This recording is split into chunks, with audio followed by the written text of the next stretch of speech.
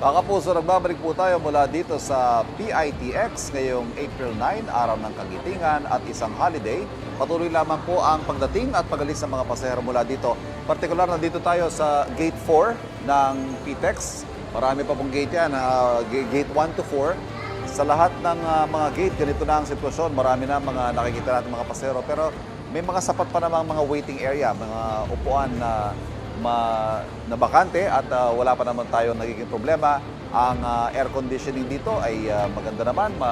Ang mga pasilidad ay maayos at handang-handa na para sa inaasahang pagdagsa ng mga pasahero para sa Semana Santa. Yung mga bumibiyahe ngayon, yung mga early birds, ika nga, ito yung mga piniling mauna na para hindi na makipagsabayan sa dagsa ng mga pasahero sa mga susunod na araw.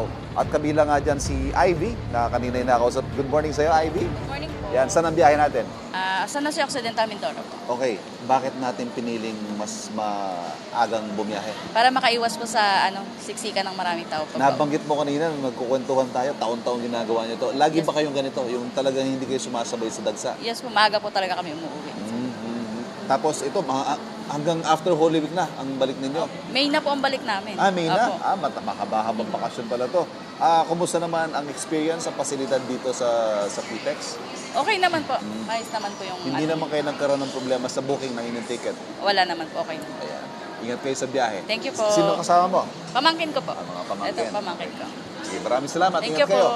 Yan po si Ivy, isa sa mga kapuso nating maagang bumiyahe para sa Semana Santa. At inaasahan nga po ang bulto ng mga pasero ay magsisimula sa Lunes Santo hanggang sa Huwebes Santo at hanggang matapos ang Semana Santa, inaasahan po 2.3 million na mga pasahero ang dadagsa dito sa PITX. So talaga namang pinaghandaan ng pamunuan, hindi lang ng PITX, gayon din ng mga ahensya ng gobyerno na magbabantay sa kaligtasan ng ating mga pasahero.